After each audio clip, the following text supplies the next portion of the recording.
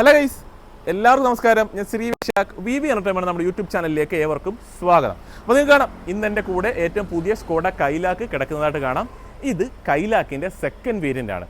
Base model video already നമ്മുടെ ചാനലിൽ ഇട്ടിട്ടുണ്ട്. ഇത് സെക്കൻഡ് വേരിയൻ്റ് ആണ്. അപ്പോൾ ഈ ഒരു കൈലാക്കിൻ്റെ ആ ഒരു ലൈനപ്പിൽ ഒരു വാല്യൂ ഫോർ മണിയായിട്ട് പറയാൻ പറ്റിയ ഒരു വേരിയൻ്റ് ആണ് ഈ കട. അതായത് ഇതെടുത്തു കഴിഞ്ഞാൽ ഒരു കാര്യങ്ങളും നിങ്ങൾ എക്സ്ട്രാ ചെയ്യേണ്ട ആവശ്യമില്ല. എല്ലാ കാര്യങ്ങളും, അത്യാവശ്യം വേണ്ടുന്ന എല്ലാ കാര്യങ്ങളും ഈ ഒരു വേരിയൻറ്റിൽ നമുക്ക് അവൈലബിൾ ആണ്. മാനുവലിലും ഓട്ടോമാറ്റിക്കലും ഈ ഒരു സെക്കൻഡ് വേരിയൻറ്റ് നമുക്ക് അവൈലബിൾ ആണ്. 1140 ആ ഒരു റേഞ്ചിലാണ് മാനുവലിൻ്റെ ഓൺ റോഡ് പ്രൈസ് വരുന്നത്. 1290 റേഞ്ചിൽ ഓട്ടോമാറ്റിക്കിനും നമുക്ക് ഓൺ റോഡ് പ്രൈസ് വരുന്നുണ്ട്. ബേസ് മോഡൽ ആണെങ്കിൽ 941 വാഹനത്തിൻ്റെ ഓൺ റോഡ് പ്രൈസ് വരുന്നത്. ബേസ് ആണെങ്കിൽ ക്ലാസിക് എന്ന വേരിയൻറ്റും. ഇത് സിഗ്നേച്ചർ ആണ്. ഇതിൻ്റെ മുകളിൽ സിഗ്നേച്ചർ പ്ലസ് വരുന്നുണ്ട്. സിഗ്നേച്ചർ പ്ലസിൻ്റെ വീഡിയോ ഓൾറെഡി നമ്മുടെ ചാനലിൽ കിടപ്പുണ്ട്. ഈ ഒരു സിഗ്നേച്ചറും സിഗ്നേച്ചർ പ്ലസുമായിട്ട് ചെറിയ ചെറിയ ചേഞ്ചസ് മാത്രമേ വരുന്നുള്ളൂ. എന്നാൽ ബേസ് മോഡലും ഇതുമായിട്ട് നോക്കിക്കഴിഞ്ഞാൽ അത്യാവശ്യം നല്ല രീതിയിലുള്ള വ്യത്യാസങ്ങളുണ്ട്. ഏകദേശം 2 ലക്ഷം രൂപയുടെ വ്യത്യാസങ്ങളാണ്. അതൊക്കെ എന്തൊക്കെയാണെന്നുള്ളതും ഞാൻ ഈ ഒരു വീഡിയോയിലൂടെ പറഞ്ഞു തരാം. നമ്മളെന്നുള്ളത് കൊല്ലത്തുള്ള PPS സ്കോഡയിലാണ് നിൽക്കുന്നത്. അവരുടെ ഒരു കോൺടാക്ട് നമ്പറുണ്ട്. കൂടുതലായിട്ട് നിങ്ങൾക്ക് ആ ഒരു നമ്പറിൽ കോൺടാക്ട് ചെയ്യാം. ഇനി ഫീച്ചേഴ്സ് വൈസ് എന്തൊക്കെയാണെന്നുള്ളത് നോക്കാം. പ്രൈസ് ഞാൻ ഓൾറെഡി പറഞ്ഞു. മാനുവൽ ആണെങ്കിൽ 1140, ഓട്ടോമാറ്റിക് 1290 വാഹനത്തിൻ്റെ ഓൺ റോഡ് പ്രൈസ് വരുന്നത്. ഇതൊരു റെഡ് കളർ വാഹനമാണ്. ബേസ് മോഡലും ഈ കിടക്കുന്ന സെക്കൻഡ് വേരിയൻറ്റുമായിട്ട് നമ്മൾ കമ്പയർ ചെയ്ത് കഴിഞ്ഞാൽ ബേസ് മോഡലിൻ്റെ പ്രൈസ് എത്ര നമ്മൾ ഓൾറെഡി പറഞ്ഞിട്ടുള്ളതാണ്, 940.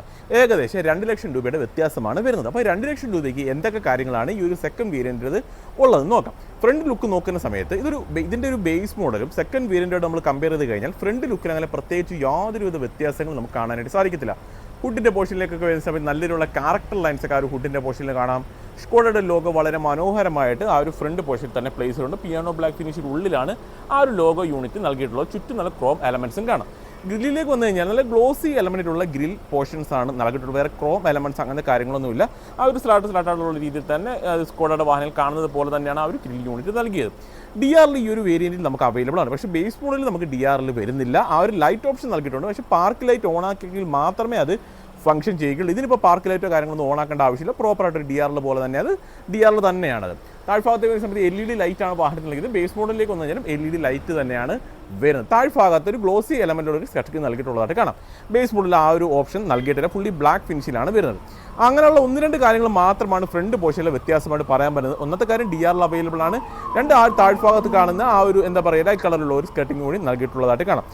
ടേൺ ഇൻഡിക്കേറ്റർ ഈ ഒരു പോർഷനിലായിട്ടാണ് തന്നെ ടേൺ ഇൻഡിക്കേറ്റർ ഷോ ആകുന്ന സമയത്ത് ആ 2 ഇത് മാത്രമേ കത്തുന്നുള്ളൂ. കേട്ടോ, 2 ചേമ്പർ മാത്രമേ നമുക്ക് കത്തുന്നുള്ളൂ.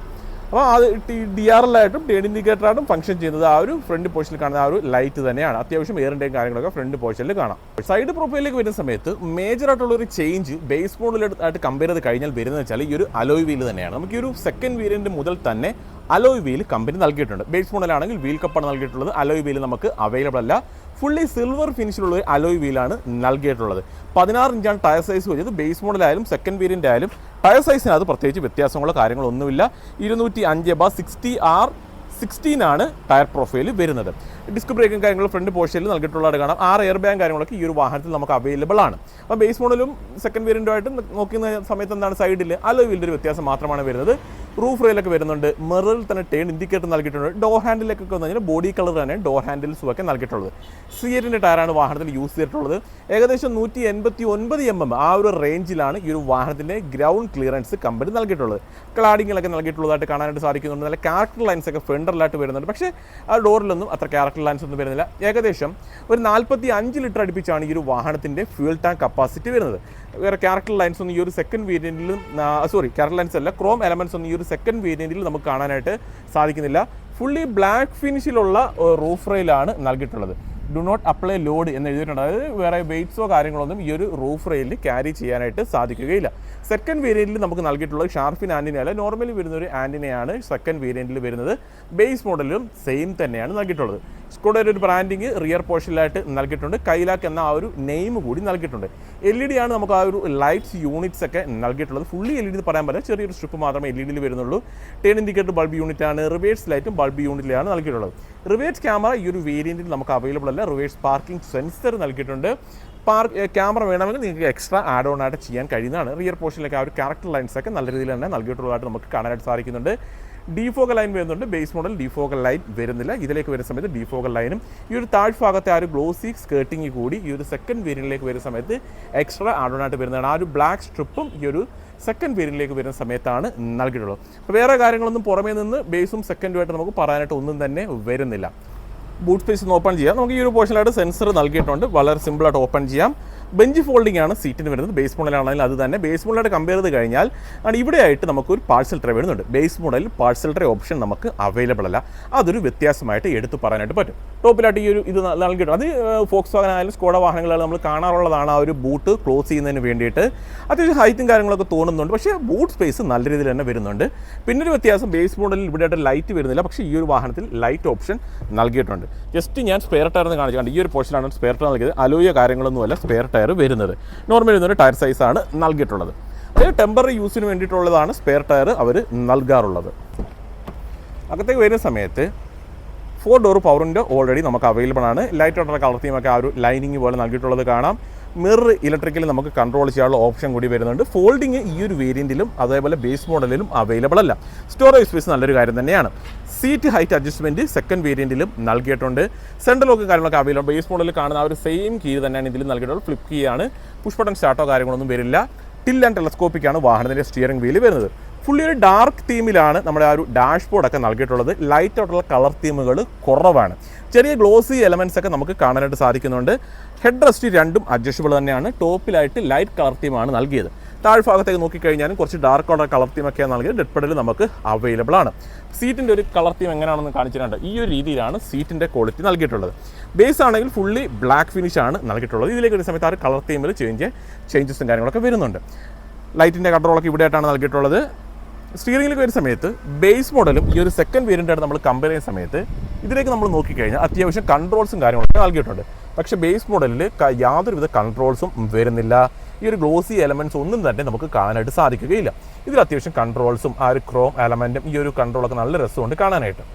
ക്ലസ്റ്ററിലേക്ക് വരുന്ന സമയത്ത് ഫുള്ളി ഡിജിറ്റൽ ഒന്നും ക്ലസ്റ്റർ ഒരു പോർഷൻ മാത്രമേ നമുക്ക് ഡിജിറ്റലായിട്ട് വരുന്നുള്ളൂ. അത്യാവശ്യം വേണ്ടുന്ന ഇൻഫർമേഷൻസ് കാര്യങ്ങളൊക്കെ നമുക്ക് ആ ഒരു ക്ലസ്റ്ററിനുള്ളിൽ അറിയാനായിട്ട് സാധിക്കും. എത്ര കിലോമീറ്ററിന് ഓടാനുള്ള അങ്ങനെയുള്ള കാര്യങ്ങളൊക്കെ ഉള്ളൂ. അല്ല വേറെ ഒരുപാട് ഇൻഫർമേഷൻസ് ഒന്നുമില്ല. ഫ്യൂൽ ഗേജ് ഒക്കെ നോർമലി വരുന്ന രീതിയിൽ തന്നെയാണ് നൽകിയിട്ടുള്ളത്. ചെറിയ കുറച്ച് ഫ്യൂലിനകത്ത് കിടപ്പുണ്ട്. അപ്പോൾ ആ ഒരു ഫ്യൂൽ വെച്ചിട്ട് അവർ റേഞ്ച് കാണിച്ചത് 90 കിലോമീറ്റർ ഓടാനുള്ള ഫ്യൂൽ ഇതിലുണ്ട് എന്നാണ് അതിനകത്ത് മെൻഷൻ. ഫുള്ളി ബ്ലാക്ക് ഫിനിഷുമാണ് കളർ തീം വരുന്നത്.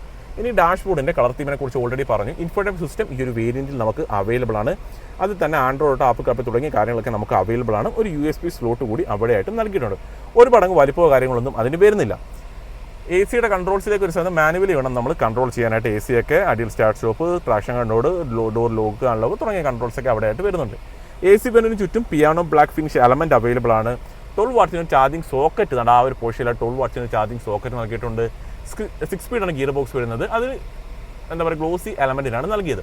ബേസ് മോഡലാണെങ്കിൽ ഈ ഒരു ഇൻഫോർട്ടൈൻമെന്റ് സിസ്റ്റം നമുക്ക് അവൈലബിൾ അല്ല. നിങ്ങൾ എക്സ്ട്രാ ആഡ് ഓൺ ആയിട്ട് ചെയ്യേണ്ടതായിട്ട് വരും.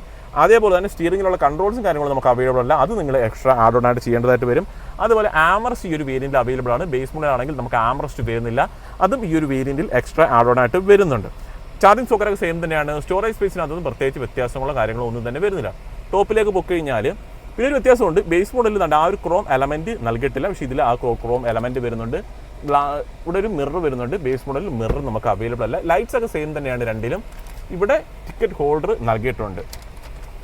അപ്പോൾ ഓവറോൾ നമ്മൾ നോക്കുന്ന സമയത്ത് വേറെ കാര്യങ്ങളൊന്നും ഈ ഒരു ഡാഷ്ബോർഡിനെ കുറിച്ച് നമുക്ക് പറയാനായിട്ട് ഒന്നും തന്നെ വരുന്നില്ല.